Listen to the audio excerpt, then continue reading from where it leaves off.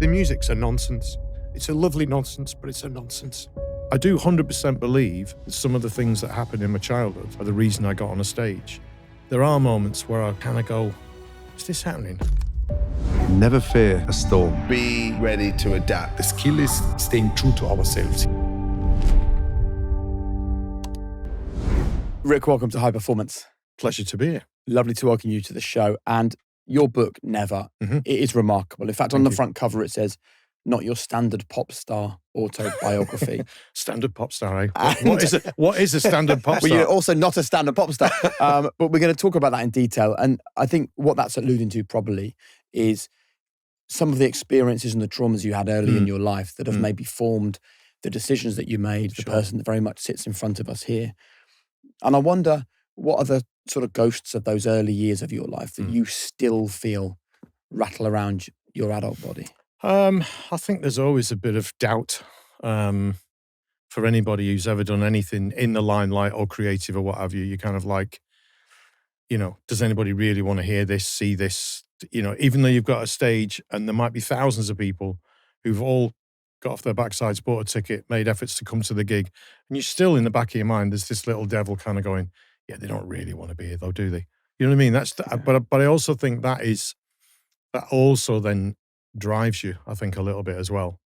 But so there's a tiny bit of that. And why do you relate that instantly to your childhood? What was it about your childhood? I think because I don't really feel that, and I did the book after my parents passed away because I didn't feel I could be completely honest about that. And I wanted to be, because I do believe that, like with all of us really, our upbringings are what turns us into the person we are. You can change that. You can work on that. You can do all that. But you bring a lot from your childhood, definitely.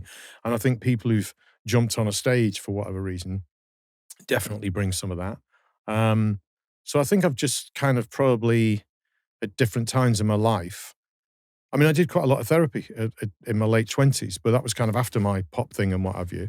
And I think that was partly to help keep my marriage together and my life together and everything, and that's just for most of us, I think.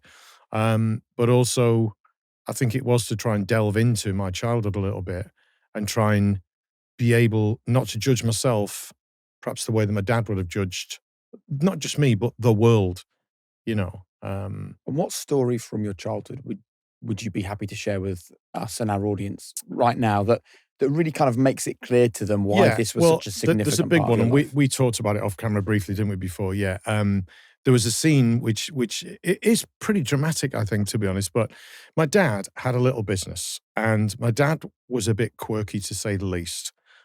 We lived in a kind of a nice Victorian house, and then we didn't, because he wanted to sell the house and put money into this little business, which is a little garden centre. So about the age of 13, 14, I went to live in a porter cabin, which on the one hand you could sort of think is a teenage adventure. We had a forklift truck. We had a tractor. You pick up anything in that thing. We had tools everywhere and all kinds of things. So like a boy's kind of, and I went to live there with my two older brothers and my dad. But he was under a lot of pressure and a lot of stress, and he dealt with it in his way. So he would probably be diagnosed today, and I can't say I could give him a diagnosis, but if we just throw bipolar out there or something to the degree where he was unbelievably up or he was unbelievably down. He wasn't physically abusive to us in any way, but he physically abused anything that got in his way. So he would destroy something in front of us. Even as a very small child, 4 and 5, terrified. I mean, the one person, or the two people, let's say your mum and your dad, but your dad is the person you're hoping is going to guide you through things and put an arm around you. And he did do a bit of that. I have no ill will towards him or anything, right? I really don't. He went through nightmares. They had a son who died way before I was born, and the next eldest was born. And I think it just broke them then, but they just carried on, as people do sometimes, and they managed to keep it together and have a life, and they'll never get through that 100% because you don't get over it or anything. You learn to deal with it. Anyway, going back to this moment when it was like this thing. So my dad, one morning, I'm probably about 17 or 18 at this point. The garden centre's been going a while. My dad just lost it, like big time, over something. I don't even know what. Comes to me, knocks me to the ground. He's never really done that in his life. As I say, he's been very physical around us, but not towards us. So I don't even know what's going on. But I mean, he's in like a serious rage at this point, and he's What, did he screaming. push you or punch? Yeah, or- he didn't punch me. So it was like a sort of a connected push, let's say. But he wasn't backing off. He was getting ready to hit me again then. And I don't know why. I think I was just in the way, and he just lost it. He just completely lost it. And I think, like I say, I think he needed medical help. He needed help with stuff. And I just don't think he got that. And obviously what he got was a lot of stress, 4 kids, all the rest of it. So anyway, the next eldest brother, Mike, and this is not Mike's go-to thing either, you know. He came out of said porter cabin with a great big 8-inch bread knife, put it against his throat and said, I will fucking drop you if you move. Just move and you're done. That's what your brother said to you, Dad? Yeah. I don't know about word for word, but that, you know, I remember the sentiment of it. By this time, I'm on my feet as well. And, you know, not to make light of it, we could have buried him. Do you know what I mean? How We had old a were you? tractor, we could have dug a hole. I was about 17, 18. And I actually, when I've read other biographies and I've been through people's life stories a little bit and this, that, and the other, it's not like I'm saying this was like, it was massive to me, but compared to what some kids have been through, it's a day in the park almost, because he wasn't coming at me with a knife. It wasn't, do you know what I'm saying? Some people have had, but all those things, as we know, are all relative. It's perhaps what you've had before. It's what you're used to. This was an explosion we hadn't really seen, but I hadn't seen Mike do that either. Yeah. And so anyway, so we left home and we went to live with my grands, which is where my mum lived. And it was like a huge, it was an end and a beginning, actually. I kind of made it up with my dad again, you know, and we did make it up, actually, yeah. And I went back to work at the garden centre. My brother Mike didn't. He actually got his head down and studied, became a chartered accountant and a financial director of companies, which is a bit odd when you think he was a motorcycle hoodlum who pulled a knife on his dad. But he's not that guy. He was doing it to defend me. He was doing it in, you know, I need to stop this, you know.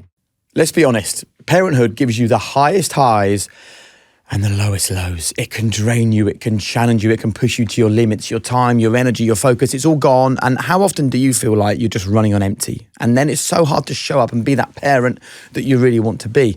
And high performance, by the way, isn't just about big wins. It isn't about victories. It's about showing up consistently for the people and the things that matter the most.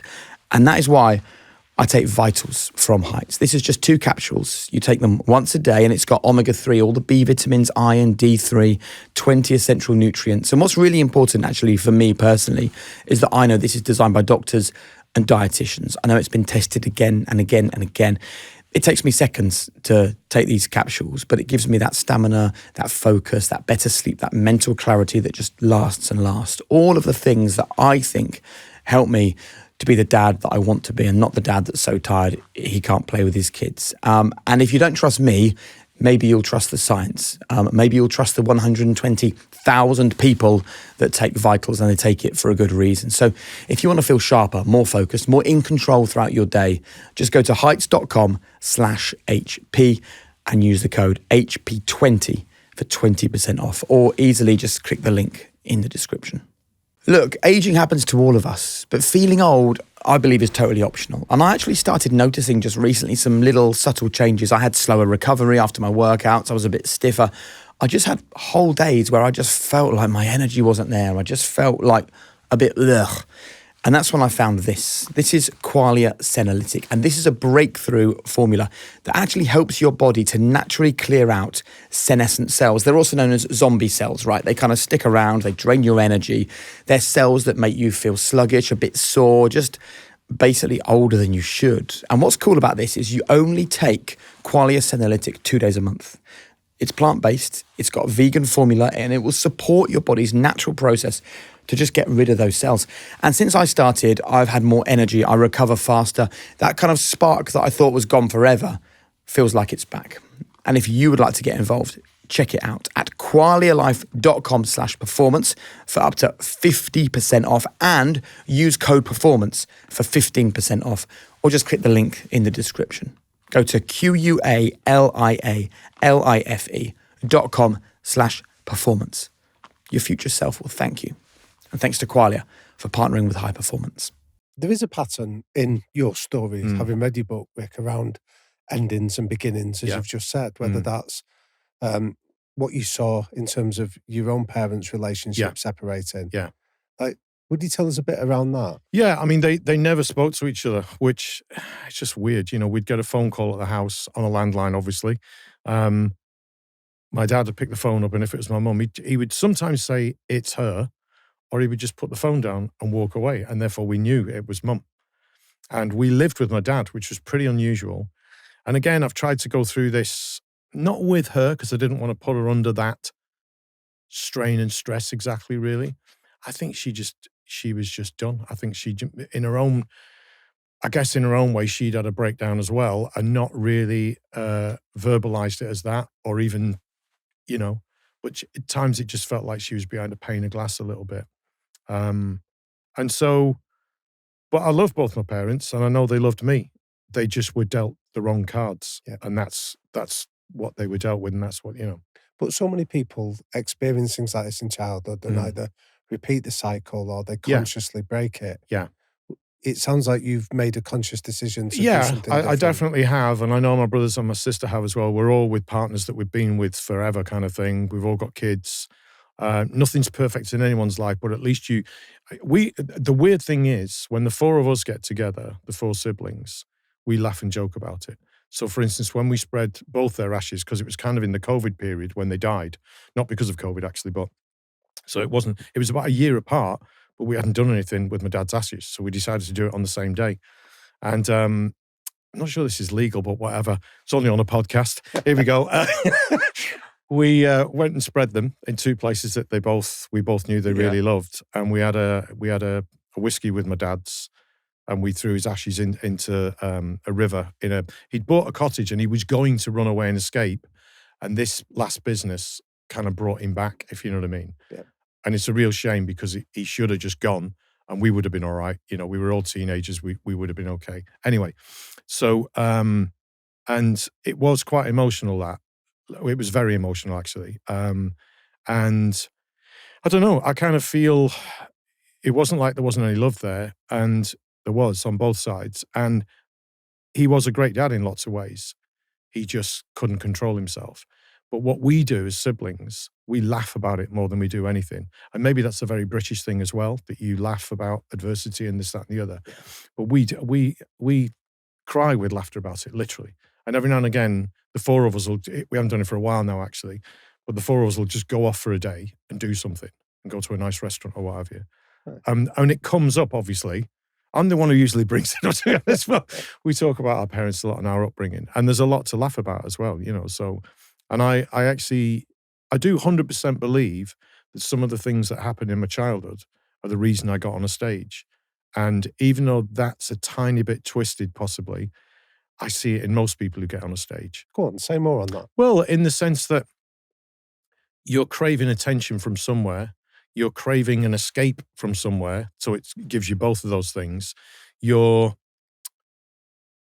My dad loved me and my mum loved me. I'm aware of that. I was aware of it at the time, but it was probably a bit more like that, I think.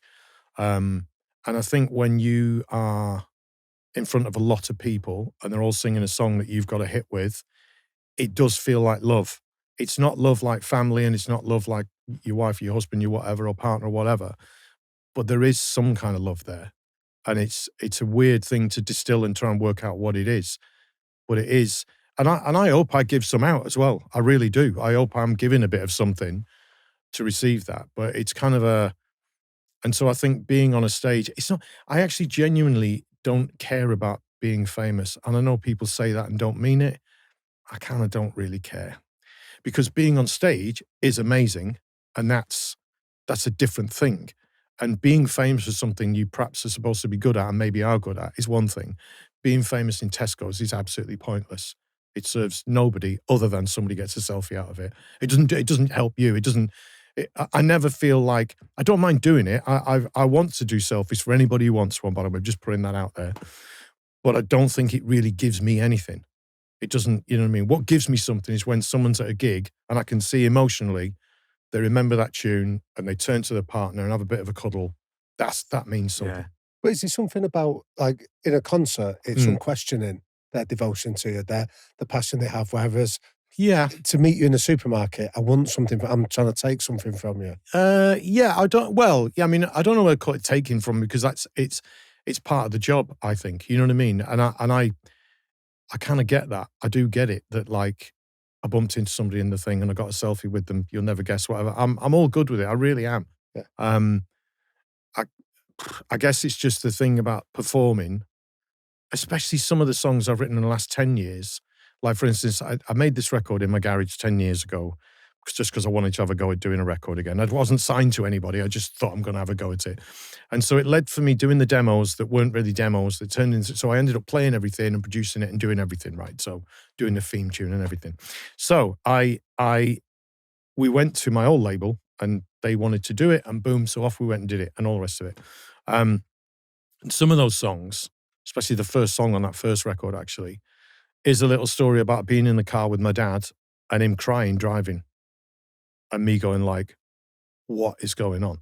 Because I was pretty young at this point. And this actually happened. Yeah. And I don't remember the absolute details of it. I just remember this man who was quite a tough guy, quite physically, in terms of like, he'd been physical all his life in terms of the work that he did and stuff. You know, he always had a little business that involved building stuff and doing stuff. You know what I mean? He wasn't afraid of getting his hands dirty and everything. And don't get me wrong, that doesn't mean to say that those guys shouldn't cry. But it's just, I've never seen, movies don't do that. You don't see that. You do now, but that's not the way you were brought up to see a guy who's just, you know, built something, is driving home with his son in the car and suddenly loses it. That's not the story we're told. So that was pretty. And how did that make you feel? Frightened. Because if he can cry, what else is coming? You know, he's the one who's supposed to be able to deal with everything. You know, that's what dads do, isn't it? So-called, you know. But I also think, like I say, I think those things, they do shape you and they change you and they make you feel, as you were saying, well, I don't want to cry in front of my daughter, and I'm pretty sure I've done it, but I've done it for the right reasons, I hope. You know, she's probably seen me cry at a few other things as well, but, you know. I think in some ways it's really sad, actually, for your dad that he lived in a time where crying in front of your son was seen as such a big thing. Yeah. You know, we've spoken to so many people about their mental health on this podcast. Yeah. We are regularly partnering with brands like BetterHelp, right? Yeah. Who provide therapy for hundreds of thousands of people around the world. Yeah. Because we live in an era where it's absolutely fine for you to actually to sit on this show with hundreds of thousands of people watching, and if you tear up and cry, no one goes, oh, there's a man crying. That's a bit strange. But they did. How sad in the 60s and 70s and 80s. I get this impression of your dad just like wanting to let go, and he can't. No. And I'm from a very, working class area, northwest of England, tiny little town. And it's just not what people did. And my dad wasn't a crier either. It's not, I think that was a one and only maybe. And I don't know why. I don't know what it was that triggered him, but it was kind of like, I just remember being in the car with him and thinking, I think fear, like I said, because it's like, wow, if he's crying, then what the, you know. So, but you're right. I totally agree. I think I love a good cry, to be honest. And I think I don't know. I think I'm not as, I'm not afraid of my own emotions at all, really. And I think emotions shared are better, even publicly. Absolutely. Because I think it breaks down some of the stigmatism and barriers. I'm very lucky that I haven't buried either of my parents. And Damien lost his dad a few years ago, and you've lost both your parents. You know, I can only assume it's an incredibly emotional day anyway. Yeah. But you said that when you scattered your parents' ashes, particularly your dad's, it was really emotional. It was, yeah. But also I think it was emotional because I think one of the terms we've used that one of my brothers said was, we're actually almost not mourning them, we're mourning what could have been. And perhaps what should have been. And maybe that's not fair on them to say should have been, but, you know, and like I say, my mum and dad, losing a child, let's not even, I don't particularly want to talk about that. I think it's like, it's just, I don't know how people ever get over that. But, you know, people have to go on if they've got other kids as well, especially and stuff. It's just, I don't know, man, that takes a different kind of steel and bravery, and I don't know, I can't even use words for it.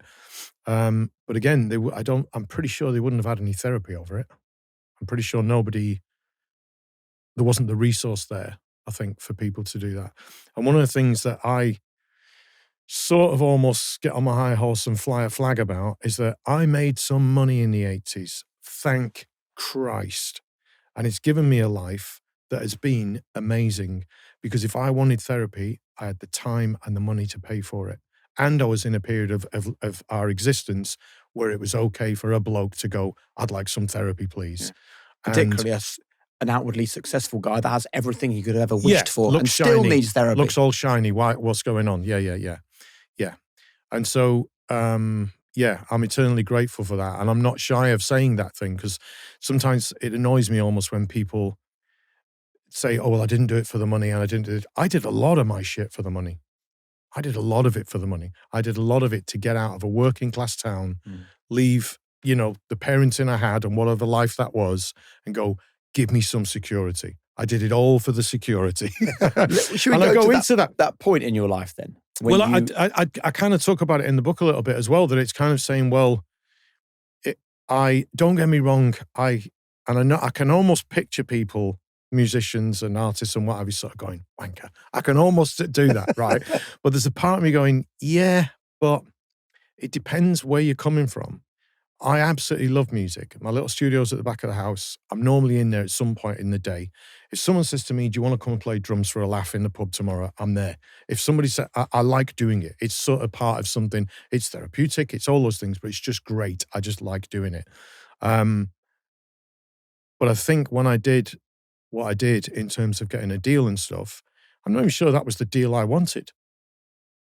I signed to these guys, Stock Aitken, Waterman. So how did you go then from this quite traumatic upbringing to being even in a room with the Stock Aitken Waterman, which at that time, by the way, was the music machine. For a minute, I want to paint something else about my dad, which is a very different side to him. Yeah. He hated pop music and he hated accountants. My brother became a chartered accountant, one of them did, and I became a pop star. So that was a kind of, but in saying that, he also had this massive greenhouse, industrial-sized greenhouse, that I had my Pearl drum kit, which he bought.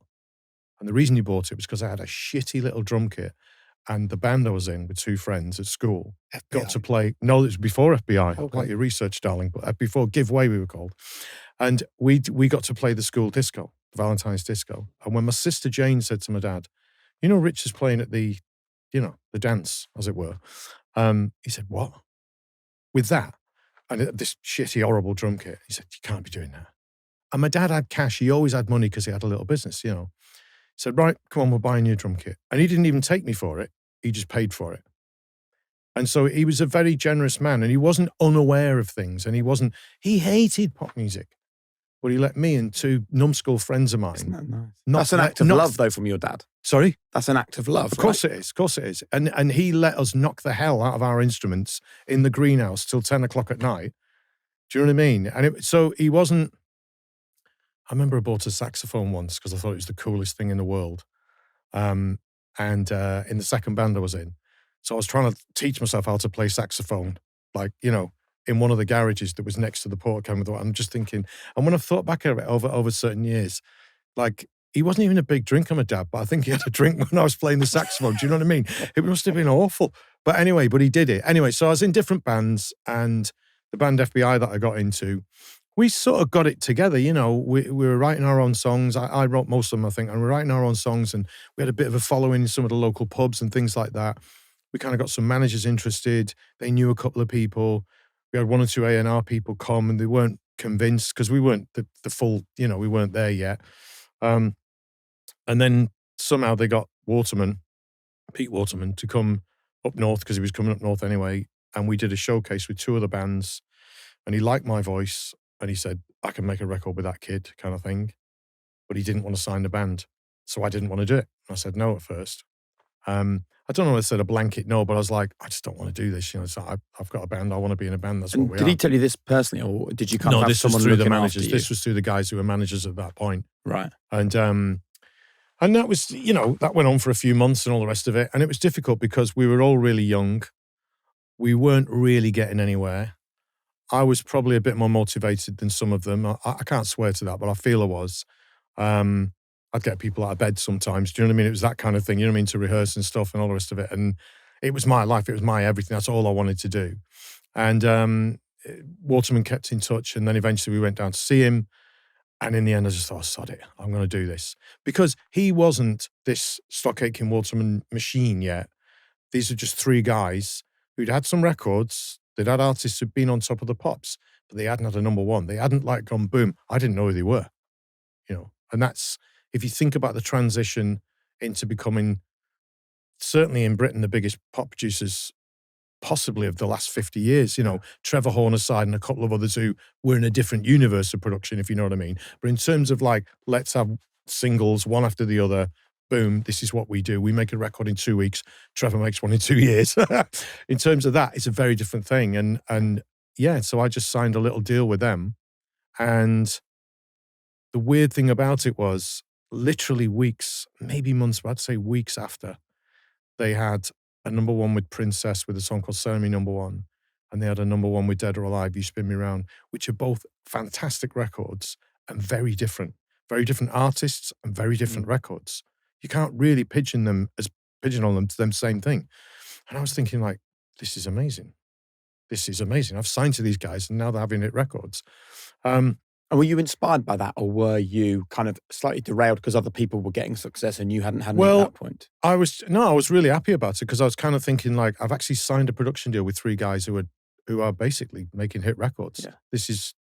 I thought it was a bit of a punt, and now it seems to be a bit like a steam train almost, And the weird thing was, in certain ways, was that they got inundated with labels.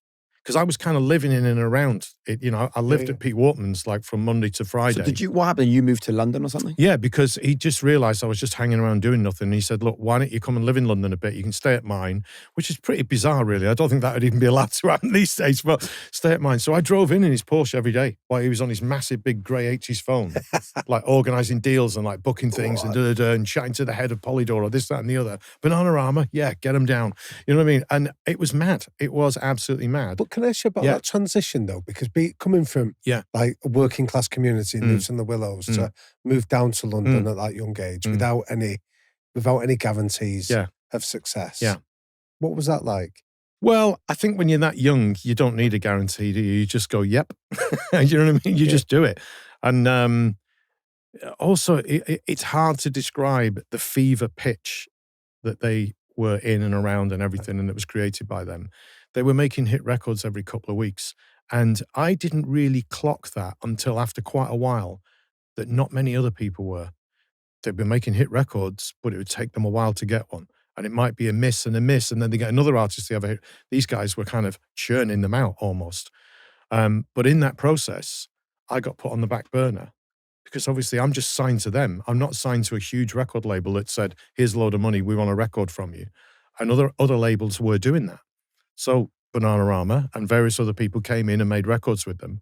And I made tea for Bananarama and the rest of Dead or Alive's album, and loads of people's got the sandwiches for this, got the coffee for that. What was the biggest thing you learnt then, almost having that, like being in the room where it happened? I guess, I don't know that I learned a lot really from the artists because I wouldn't really talk to them. Played a bit of table tennis with Dead or Alive, but I mean, the girls, the Bananas, they say they remember. I don't know whether they do or they're just being sweet. Let's be honest, they're probably just being sweet, right? Yeah, I think they are. Yeah, It wouldn't have been a big deal to them. Some guys making them a cup of tea. Just a guy bringing a cup of tea, exactly. But having said that, Pete did very often say to people, he'd sort of say, well, the guy who's just brought you tea in, by the way, he's going to be a big star. You want to hear his voice. He would say that to people quite a lot, which was great. But what I got out of it more than anything, and this is really crazy, they wrote the songs. That's it. That's why you go there. They write the songs, or they co-wrote them with Bananas, I think. And but most people, Kylie, obviously, Jason, various people who came just shortly after me, at the same time, they wrote the songs, and that's it. But Pete wanted to sign me to a major label. So we went for a meeting at RCA Records, which for me is just like, it doesn't get any better. This is David Bowie, this is Elvis, and everybody else. This is great. So we go in the RCA offices. A guy called Peter Robinson, lovely bloke, basically said to Pete, I'd love to sign him, or I'm going to have to hear him sing, because obviously I can't just sign him because you think he's great, Pete, So he said, no problem. I'll get the guys to do to play for Rick, and we'll do a showcase. He's meaning Matt and Mike, Stock and Aitken. Get back to the studio. They're like, we ain't doing that. We're busy making hit records. So I went home to my friend's stepdad's 4-track studio, stripped the vocals off my demos, and came and sang them in the reception of the Stock Aitken Waterman building in a shitty old mic with no reverb, in a crappy speaker and an amp we found. Not even a PA, nothing. So I sang the 4 songs, probably shuffled about a bit as well. What songs were they? They were just songs I'd written. Right. Just my demos. Yeah. Were you not nervous as hell? Oh, I was nervous as hell, yeah. It was ridiculous. There was like Pete Waterman, Tony, who's one of my old managers, a guy called David Howells, who ran Pete's empire, as it were, and Peter Robinson. It's just 4 guys, 4 dudes, a lot older than me, just stood there. I love this I'm story. 19 or 20 at this point. And how do you combat those nerves, so to be able to do a decent job? Because I just thought, this is it. He's from RCA. Right. This has to happen. It's like, this is it, you know. So I sang the 4 songs, and Peter Robinson, bless him, bless you, Peter, turned to Pete Waterman and said, so who wrote those songs then? And without batting an eyelid, Pete Waterman said, he's a great songwriter as well. So I ended up with 4 songs on that first record, and it sold about 8 million records. I love that. So that is so game-changing, I can't even begin to tell you. So tell us the moment then where you realised this attempt to become a pop star in front of these guys actually was working. Like, did they just at the end of it go, "You're in"? No, I don't think there was a lot of that. I think that was a key thing. Just the fact that Peter Robinson mentioned the songs, and I'm like, I didn't even know what publishing was. Right? I'm not even sure what this even. I'm not sure what it means today. I think your naivety was probably quite useful, though, right? Yeah, I mean, I think that is a really interesting point for anyone's life. On the one end, if you're naive enough, you just get on with it. And I've had friends actually. I've had friends like when I was in my 20s who were trying to get a deal and on the edge of getting one, and maybe even being offered one, but then kind of refusing it because like, well, this isn't right and that's not right. I'm like, just sign it, get on with it, and then renegotiate it. Just get your foot in the door. Because this door is closing any second. I'm not saying that's the best advice ever. I'm not. Go and get a great lawyer. That's great advice. But I'm saying sometimes I think people dilly-dally to the point because they know a bit. They've been on YouTube and seen someone talk about publishing, so now they think they know about it. Yeah, you can learn an awful lot on YouTube.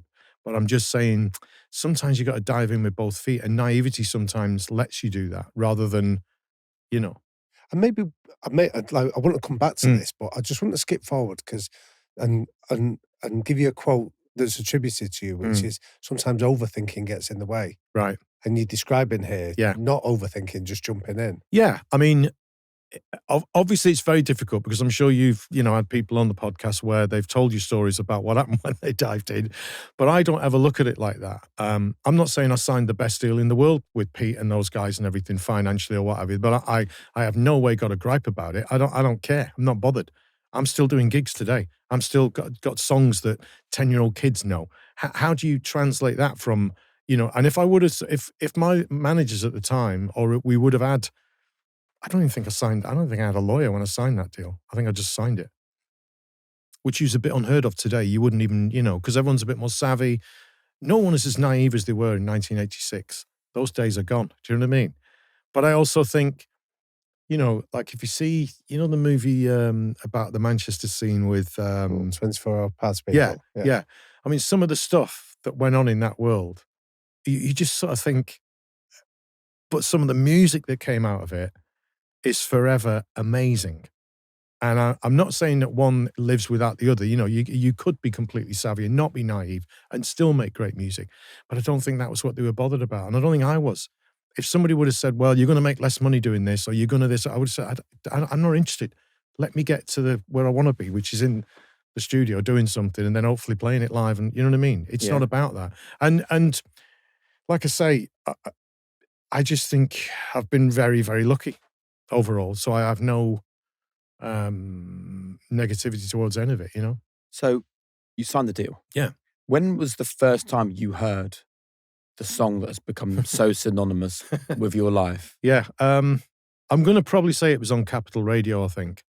There was a DJ called Mick Brown, and I think he just played it all the time. So much so that I went and did like an underage, like you had like an 18 and over disco, but you had like teenage ones as well. And I went and did one somewhere, I can't remember where really. It's outside London somewhere, that he was DJing, that kind of thing, Yeah. And he was a legend, by the way. He was like massive on Capital and all the rest of it. And I think I've got a feeling I was in the car somewhere and it came on the radio. It could have even been in John's Caff, which is round the corner from Aitken Waterman's place. Right. I could have even still been getting the sandwiches. No, I'm joking. It wasn't you didn't write the song, right? No, not at all. I'm really interested in the process of how this song came to about. you. Yeah.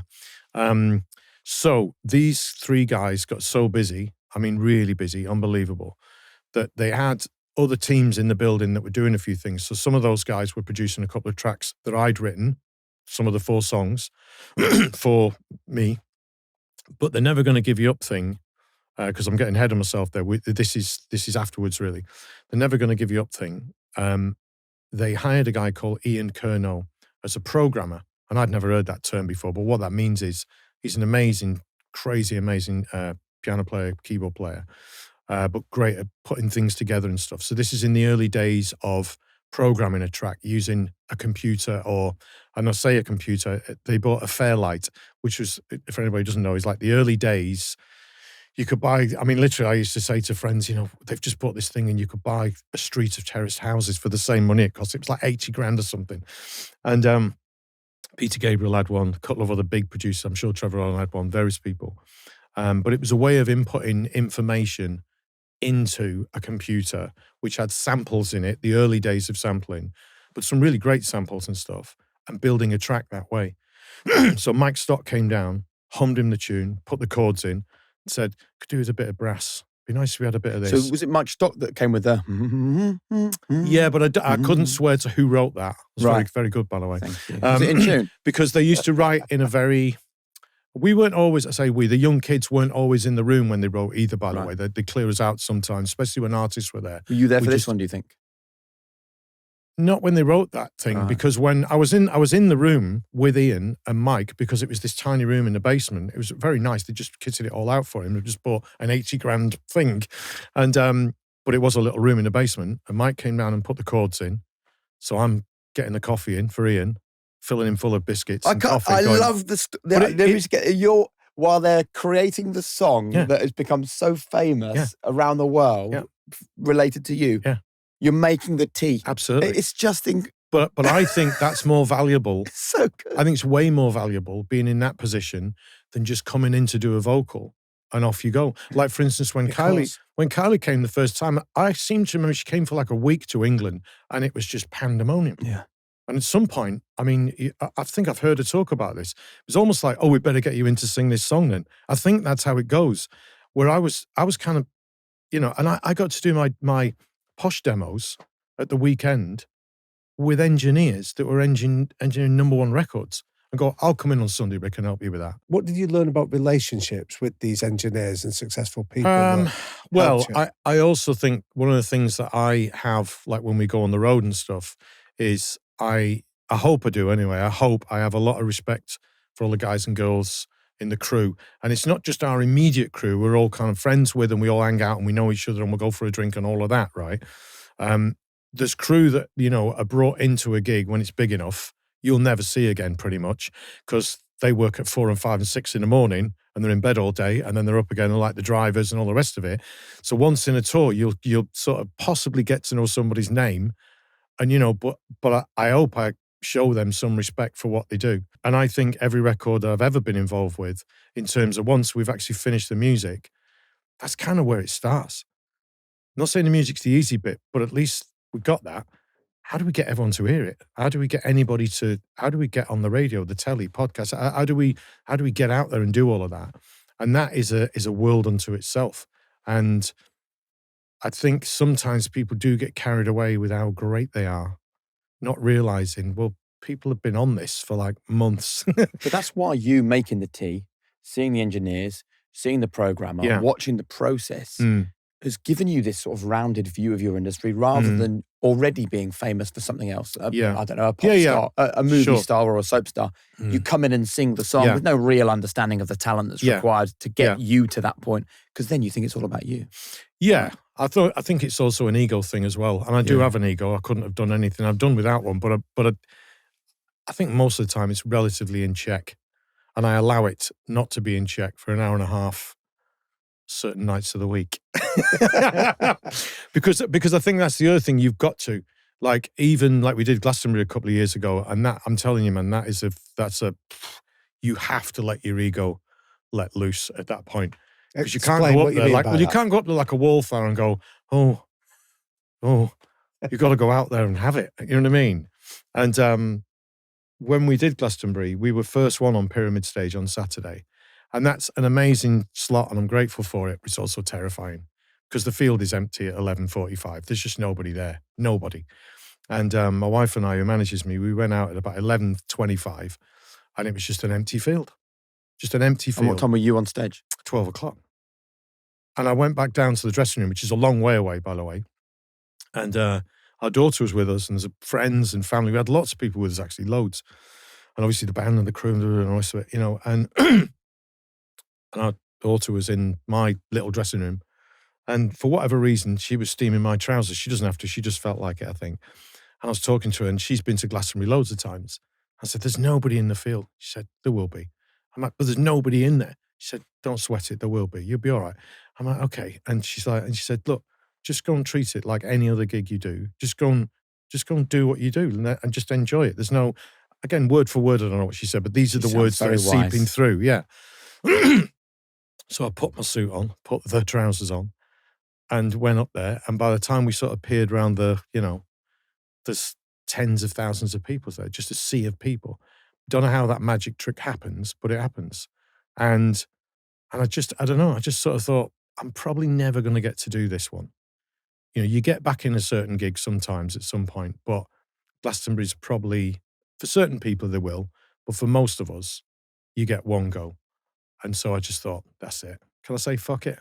Fuck it. Definitely. So I just thought, that's it. So, and I had some technical problems as well. I couldn't hear anything. My pack had gone, so I couldn't hear anything. Right. I was just stood in this weird vortex because everyone else could hear everything fine.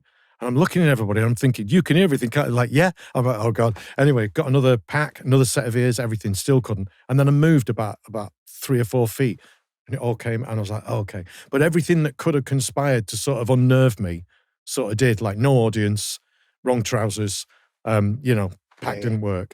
So by the time I'd had a Jaeger, obviously we all have a Jaeger. And then by the time I got out, I just thought, fuck it. And I just gave everything and just went for it. And I think that's when you have to say, I'm just going to treat it like I should be here. Do you know what I mean? Just going to own it. Because the audience don't want you not to do that. They want you to own it.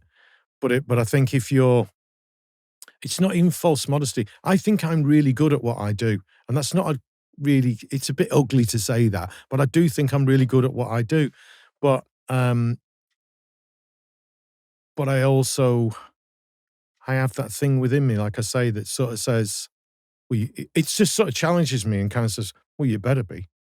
And was that still there when you just let your ego run loose? Or does your ego quieten that voice? My ego does quieten it down, but also it's just the adrenaline of it. I've been really sick before I've been on stage, like really ill, like friends and different people with us and people going like, oh yeah, no, he is really like, like in bed and like, oof, half an hour before we go on stage. And adrenaline just wipes all of it away and you just go and do it. I think there's something fantastic about kind of standing on that stage at Glastonbury, feeling like that, but knowing that the story kind of started to be written a good, 35, 40 years previously. Yeah. So going back to the day or the period where Never Gonna Give You Up was created, was there a moment where someone said to you, Rick, have a listen to this song and tell if you think it's any good? No, Mike Stock put the chords into this thing, right, the computer, and sang it and said, this is Rick's first single, and this is how it's going to go. And I'd helped Ian unpack the thing as well, right? And Ian, we didn't know each other because he'd only just arrived, really. But Mike knew me, and I knew Mike. Do you know what I mean? We weren't buddies, but I went to the pub with him every night. Yeah. I was a kid, but I was allowed to, And like, so it was weird. It was like, but the thing is, the weird thing is when you've got an old song like that and it's been a big hit and it's kind of it's just been there forever almost. It's like, it's very hard to think about it not being there in my universe because it's part of my DNA. Yeah. If you cut me open like a stick of rock, it says Never Gonna Give You Up in the middle. That's just what it does, right? It's part of my everything. It's part of everything. This is crass, but I love saying it because I'm grateful for it. It's bought every house. It bought my mum's house. It bought this, it bought that. It's not just money, But it goes back to this thing about security. It goes back to the world is a tough, cynical place. Yeah. And if you've been given something that enables you, for one, just to keep the wolf from the door, because all the other shit's still coming at you. They don't care how much money you've got. I'm sure you've met very, very, very wealthy people. They're still not completely happy, some of them. And you're like, okay, there's a lesson. Because if they're not happy, we're all fucked. You know what I mean? If money can't buy that, then it can't. That's proof of it. So you got to find something else. And did you hear the song being sung for the first time and think, ooh, that sounds special? I remember Mike's a great singer, by the way, and he nails everything he does, to be honest. And Matt Aitken was the same in terms of they were both extraordinary musicians. Yeah. That's one of the things that gets overlooked a little bit. I've done TV shows around the world and gone on with the house band, sung a certain song, and then they've all come back after and gone, that's pretty fucking great, isn't it? And I'm going, well, yeah. No, I didn't write it, but I'm sort of saying, yeah. And like, there's a few key changes in some of the songs, not necessarily Never Gonna Give You Up. There's a song called Whenever You Need Somebody. It's got the weirdest key changes in the world. And like musicians who are seasoned pros who know what they're doing in a house band on a big American TV show, have played every song in the world, go, ooh, that's right. You know, they knew what they were doing. And so when he sang it, I was kind of like, yeah, that sounds pretty hooky, that. And then as it got built by Ian, and then we put a vocal on it at some point, but then it went through this weird thing where loads of different people in the building who would mix for Pete. They'd come in and do mixes and stuff. They weren't like PWL employees, but they mixed all their stuff. One in particular called Phil Harding as well. They all had a go. And they changed the bass line, they changed the drums, they changed the this, they changed the that. They did loads of things because they weren't completely convinced. One of the things, especially Matt and Mike, and I didn't know this till later on, weren't convinced about was that I look 12 years old, but don't sing like I look. And that song sounds like, that record doesn't sound like that guy singing it. Right. And just as another, little side to that, we didn't make a video until it went to #1. So that record was out for 5 weeks before we made a video. This is the ultimate 87 period of MTV being the king of everything. We didn't even have a video for it. So it goes to show in a way that I don't know whether anybody was clever enough to do that. I just think they hadn't made a video because we kind of threw it out as well.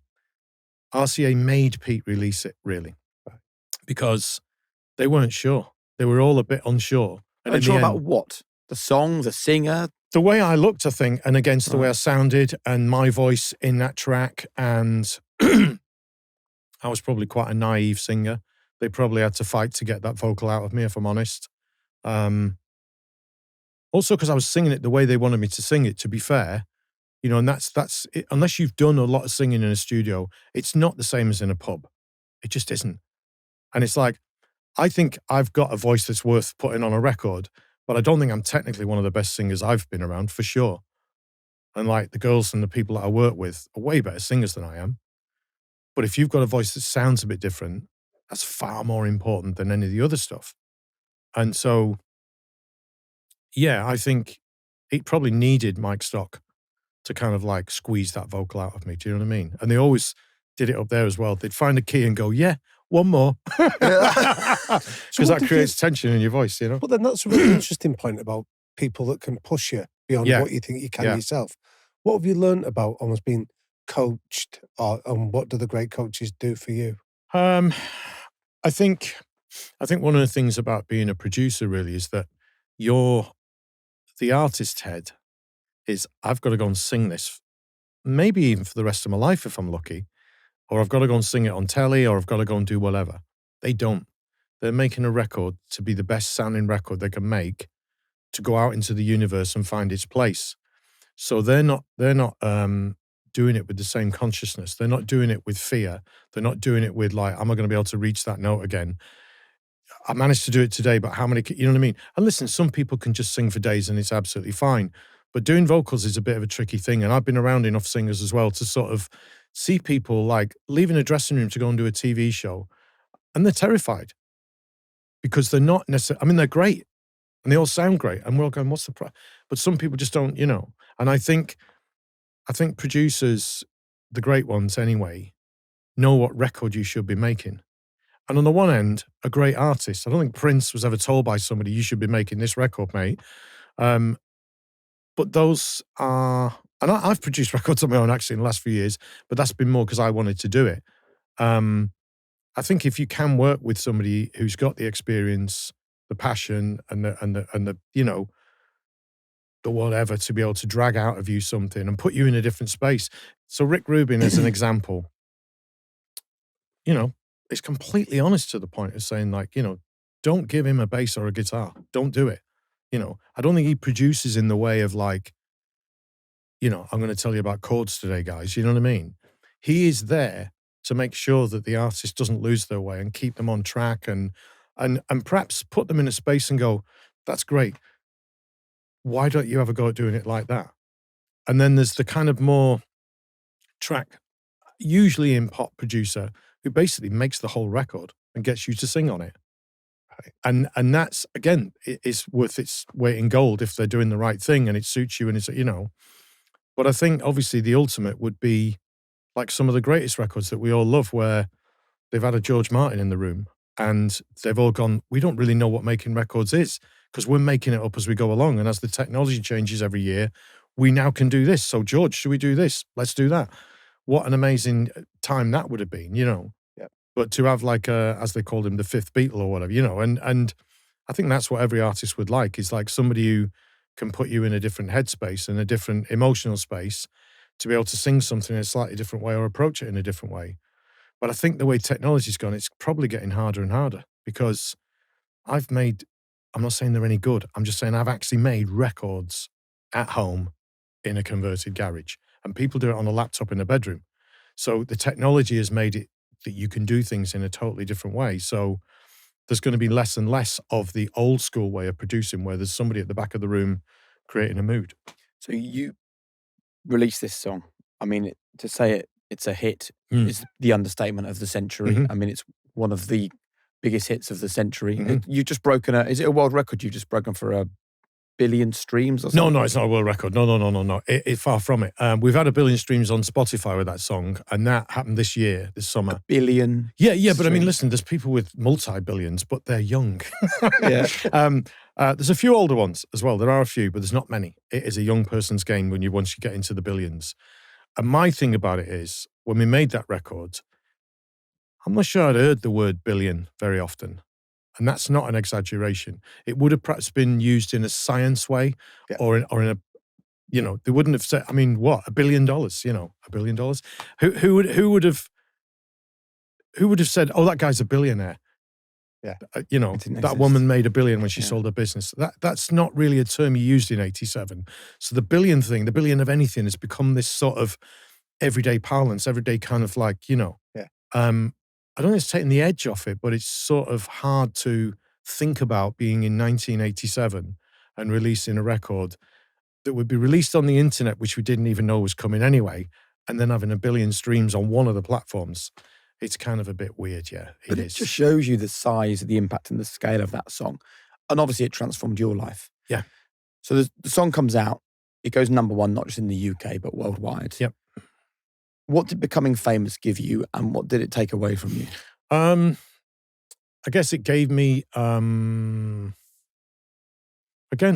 it's so boring. It's unbelievable. I am the Alan Partridge of music, but there you go.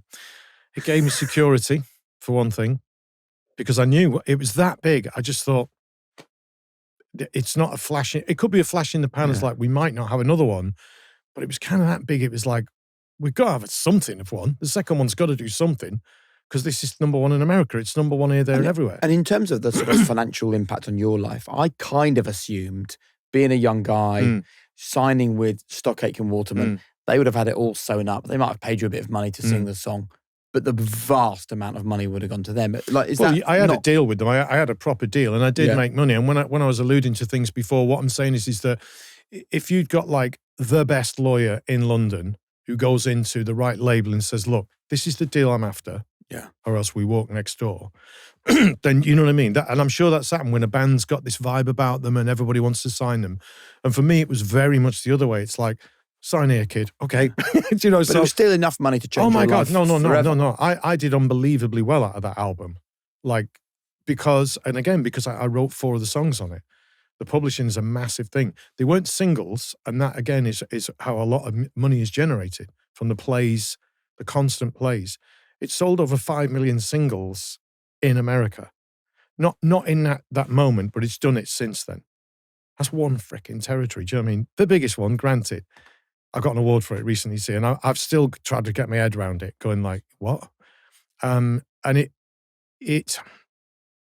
fame thing, it's a bit like the Julia Roberts thing when she said, it's not real, you know.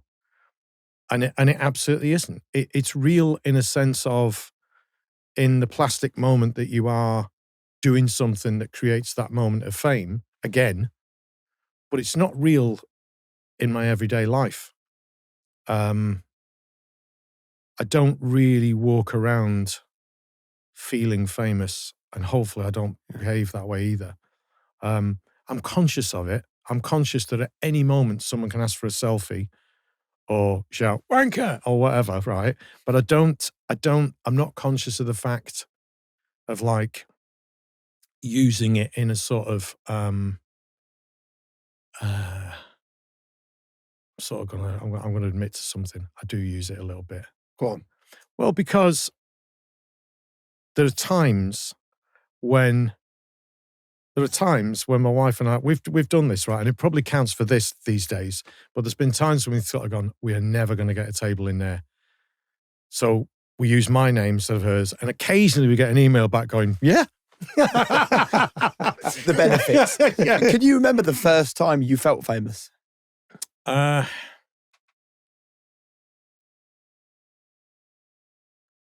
Like actually famous. That's a difficult one, really. Because even though it was very, very quick from going like on the top of the pops and then da-da-da and all the rest of it.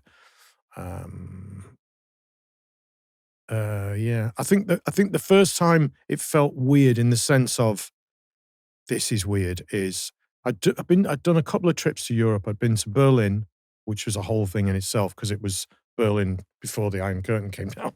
That was a whole trip in itself. Anyway, and then one of the early ones, we went to Stockholm in Sweden. I'd never been to Sweden in my life. I'd never really had an ambition to, never thought I'd ever go to Sweden. So we land in Stockholm, we get into the airport. I've probably been recognized a little bit by people on the plane because we're probably maybe even second single in at this point, I don't know. But when we're in Sweden, or getting ready for the second single maybe, we go to Sweden and we get in the airport and I'm getting recognized quite a lot.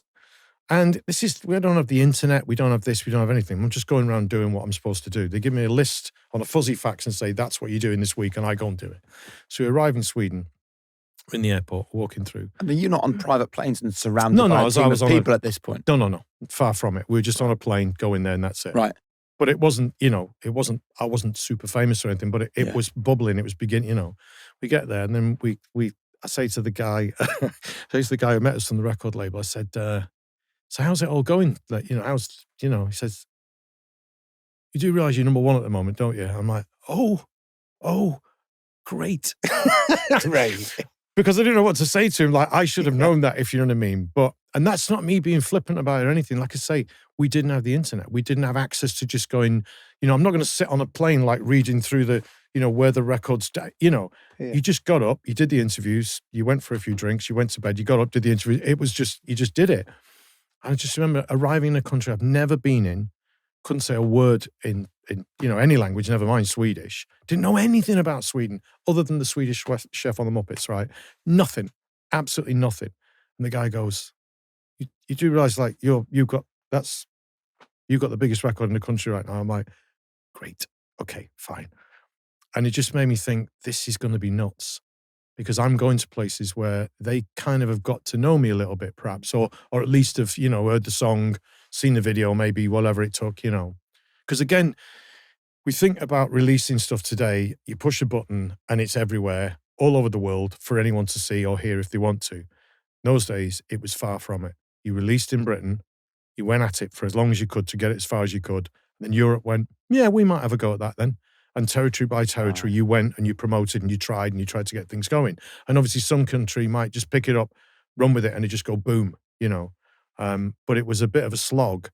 I'm not moaning. It was amazing, but I'm saying the physical side of promoting a record was pretty full on. It was mad, to be honest. And you did that for a number of years, where you were on this, you were on this rocket ship, this rocket ship ride, and you've spoken about that the financial success gave you a freedom, and yet you chose to walk away. Yeah, I mean, I loved a lot of it, and I didn't like some of it, and I never really liked the fame side of it. I've always said fame would be amazing if you could just turn it on and off. You just literally had a cloak of invisibility or whatever and just went, not today, thanks, you know, and you could just go about and doing whatever. And at the time, I was pretty famous, you know. And what did you not like? Well, just privacy, just the kind of just trying to have a moment to yourself that wasn't about being him, really, if you know what I mean. Because I kind of sometimes wanted to sort of stand up and go, I am him, but I'm also me. I'm like this other, you know, that picture of that guy. I don't really dance like that. I don't get up in the morning and dance like that in the mirror. I did that because a load of people put cameras in front of me and went, go on, son, we're making a video, you know. But that I look at that video sometimes and all of them go, wow, who is that dude? Because, right? Yeah, because it was just, you know what, I've done it on TV shows back in the day. I'd go to a TV and there'd be a band doing a TV and everyone would be miming somewhere in Germany or Spain or what have you. And I'd get up there and I'd shuffle about and I'd sort of sing my song, mime my song, you know, and all the rest of it. And they'd get up there and they would perform like they were at Wembley Arena for the last night of their career or what have you. You know what I mean? Jumping over this and doing all this stuff. I'm like, lads, we're miming on telly. What are you doing? But some people, I just think, I don't know. I just think their focus was different and I don't know. I just, for me, it was a bit of a nonsense, the whole thing. But it's a nonsense I'm ever so grateful to, and I'm proud of some of it. And there's even songs that bring tears to my eyes occasionally when I'm singing them today. Like what? Even Never Give You Up does it. Stop yourself. Here we go. It does, because I can see people in the audience and I can see that it's their song. And that makes me go like, boom. Do you know what I mean? And things that I've written that meant something to me are really important to me at times. Not every night, because some nights you're just lost in like singing and performing and what have you. But every now and again, it's why I forget lyrics sometimes, because I'm so locked into like, oh my God, I've seen you at a gig before. You two have been here before. And I know what's coming, because when we do Never Gonna Give You Up, or it could be even When I Fall in Love or Together Forever or what have you, that's their song. And when I do it, they're going to hug all the way through it. And that's pretty like, that's, you know, yeah, it's pretty amazing. So I think one thing that's really interesting here is that I kind of wondered why this wasn't a story of someone getting famous really quickly at a young age, right, falling off the rails, getting lost in a world of drugs and losing themselves. And I kind of get the sense through your conversation that you saw it for what it was at the very beginning. You knew it wasn't real. But the other thing that I think is really important about your story is that when things matter to you, it's not about you. It's about, like, when you get emotional, you're not getting emotional about yourself. You're getting emotional about people in the audience who've been impacted by your music and your work. And I think those two things are so vital for kind of keeping you on the right track. I get emotional seeing bands because their music's meant a lot to me. You know, I'll go to a gig and I end up in tears at different times. So if I see it happen to someone else, I'm kind of like, oh my God, I'm part of that universe. I'm not going to put myself on a level with anybody else, whether it's lower or higher or anything. I'm just saying I've had that thing where that song has meant something to somebody. And I've got the words of Don't Dream It's Over written on the inside of that ring for that very reason of what that song means to my wife and I. How lovely. So it's kind of like, I understand the power of music. Tell us what it means. Well, it's just our song. Do you know what I mean? And that can mean whatever to anybody, but it's our song. That's our... But you then walked away from all this. Like that, surely there was massive fear at that point that... I don't know, really. I was very mixed up at the time. I developed a fear of flying because I used to fly almost every day. And then I just got to a point where it was really getting on me and I was yeah, I was kind of terrified to get on a plane. I still don't like it. So obviously I fly to America and different places that we go to because I have to. I don't really ever fly in Europe. I will drive to Lisbon rather than fly there. Is that one of the reasons that you stopped doing music? It's not one of the reasons. What happened was, you mentioned drink and drugs before. I think it's one of the reasons people start with drink and drugs is because they're frightened. Something is very, very wrong. And if you can blot it out with whatever you can blot it out with, you'll get on the plane, you'll do the gig, you'll get back in the studio, you'll do whatever it takes. But you're not really you anymore. And there has been managers in this world who are quite happy to provide those substances just to get people in that thing. And all right, they might have been doing it initially to be going like, they just need to pick me up. I've just got to get them in, and then we'll get them fine, and then we'll get out at the end and be fine. But it becomes a bit of a thing. And I think the business is a lot cleaner than it was, but maybe I'm being naive. But I think I had a manager at the time I'm still good friends with. We were on our way to Heathrow, and I said, I just don't think I can get on the plane. Because I really felt it wasn't going to make it. Like, it wasn't like I'm a bit nervous or I don't like it. It was like, we won't get there. Yeah. I've got a 2-year-old daughter at home. I've got an amazing partner. I've made some money. I think I just want to stop. I just don't want to do this anymore. And I didn't love it enough to want to do it because it isn't what I ever got into it for. I like playing. I like messing around in the studio and doing things. That's a tiny percentage of what you do. And ironically, I do more gigs today than I ever did back in the 80s. Nobody wanted me to play live because there was no money in it for them. We sold loads of records. That's where the money was. And that's where everybody else made money. Yeah. And I don't begrudge them that. That's the way the system worked. And today, more money probably is in live music than it's ever been. And today people release a record just so they can go out on tour. So it's sort of gone full circle in that way. And this is now the sort of magic part of your story. I remember being in the car with the kids a 3 years ago. It's hard to remember, isn't it? Because time sometimes plays tricks on your mind. But they were in charge of our Spotify. Got it. And on came Never Gonna Give You Up. Like a 10 and an 8-year-old. Knew every word. This guy's a legend. We love this song. This is everywhere. And I'm thinking, how are you even... And then I get to understand what Rickrolling is. Yeah. And then suddenly I see that you're on the pyramid stage at Glastonbury. And then you're suddenly selling out arenas. Yeah. As we have this conversation, a tour is in the offing. It's like this kind of the triumphant return of Rick Astley must have been the strangest but most wonderful thing. It is. It's I still occasionally... And I'm not making this up just because we're doing this right now. There are moments where I walk in the bathroom and I see me, I see myself, my human self, whatever, and I kind of go, is this happening? I'm like, yeah, this is happening. It's weird because I think if you wrote it down on a card 30, whatever it is, years ago, that's not the way it would have ended. You wouldn't have said, well, it'll be when you get to 60, you'll do an arena tour. You will have just done Glastonbury a couple of years before.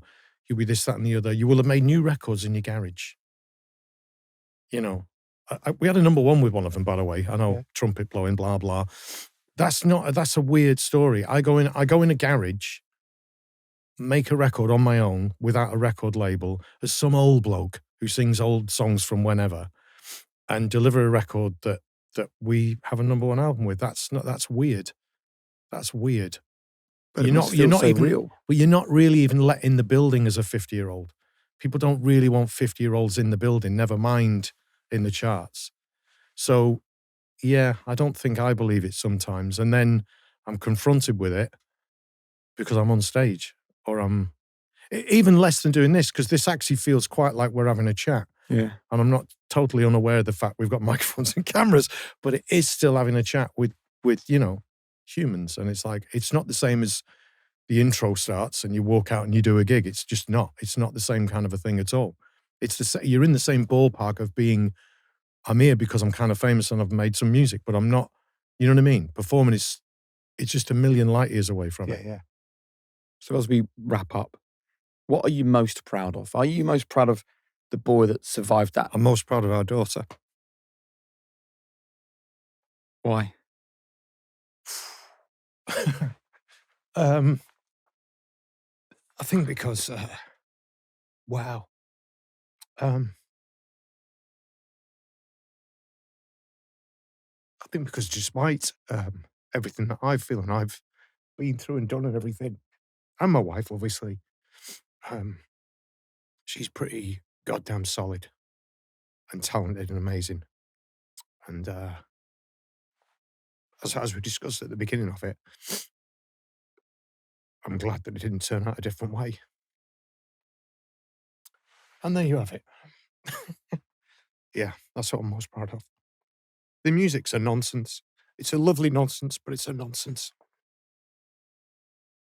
I did tell you I like to go cry. Yeah. Well done, though, for remembering that it's a nonsense and that the real stuff is... It is. It's a lovely, glorious nonsense, and I wouldn't swap it with anybody. I really wouldn't. But it is a nonsense, really. And that's, I don't know, it's one of the things I'll never fathom, I don't think. I think I could, I'm not doing therapy. I haven't done it for a long, long time. But I think even if I went twice a week, I don't think I'd ever fathom that one out. It's a weird one, I think. It's, I'm so lucky to have got, into some of the situations that I've been in with music and stuff, and some of the people that I've met and worked with, and, and like I said earlier on as well, when I go to gigs and I see the crew all getting a thing ready and what have you, I still get excited about it. I can see them doing things and I go, whoa, we're half an hour away. Because I know, you know what I mean? And, it's a bit like the F1 thing as well, when you see that universe and that, it's unbelievable. What's your daughter made of your return to... She loves it. She's super proud of me. We both say that to each other a lot. And I think, yeah, she gets it. I think it's obviously, it's been tough for her at times, I think, because it's hard for her to understand. And doing the biography, I think at times was probably difficult for her because it's weird. Your dad's putting something out there, like really out there. And that's, but she, she's been pretty incredible, I think, with the choices she's made in her life and everything. And I see that as kind of being despite of me rather than, not despite me, that's not fair to me really, but she's just dealt with a lot of things of having a dad who kind of was famous in the 80s and then wasn't for a long time and was just kind of like, and then having come back at it again, she's just taking that in a stride and going, oh, right, so, like her husband, Paul, the first time I ever met him was at the Albert Hall backstage. And that's kind of like, that's an intimidating environment. Exactly. And it's like, but she's just took it in a stride and thankfully he seems to have. Do you know what I mean? And that's like, and on the one hand, there's part of me screaming like Julia Roberts does, this isn't real. This isn't real. Yeah. It's just a room with a couch in it. We're fine. But it's hard to do that when you walk in the Albert Hall, isn't it? Like you walk in and you go, it's the fucking Albert Hall, So. But when you think that, like, if you can come full circle, you spoke about some of the gifts that you inherited from your own dad, whether that was for good or bad, that led you on this journey. What gifts do you think you've passed down to your daughter that enables her? I don't know. Wow. I genuinely think she's got a lot of good things from her mum, if I'm honest. Lena, my wife, manages me. She's a very, very creative person as well. She's produced movies and commercials and all kinds of stuff. And she's a real doer. She really gets stuff done. But like I say, she's got a very, very creative vision as well about a lot of things. And to be honest, me making a record in the garage probably would have stayed in the garage. She kind of initiated the whole thing and actually got it to happen, really. And it doesn't always work, I don't think, husbands and wives in any business, but certainly not in music, I don't think. But that one seems to work really well. And I think Amelia, our daughter, has got a really strong drive about stuff. I've got a lot of drive, but it only gets focused in very small amounts on certain things. I don't have the drive to kind of do certain things. And Lena, my wife, seems to have drive for days. She can just sort of just get on with stuff. And our daughter Amelia's like that. She really gets stuck in and she just gets on with things. And she copes with things. She takes things in her stride a lot. And I think I don't know, I'd probably lose my rag a bit more than that and sort of like get all upset about stuff. And yeah, so. Well, look, good luck with the tour. Thank you. We'll add a nice link under here so people can get their hands on the tickets. Come along and cry on the front row and make you cry in return. Exactly. Look, congratulations on not just on your story, congratulations on putting it into a book, but also congratulations on Rick Astley becoming famous, but Rick Astley not actually forgetting who Rick Astley really is. Thank you. Underneath all that. And that has absolutely shone through in this conversation. Thank you. Well done, man. Appreciate Thanks, it. Rick. Thank you.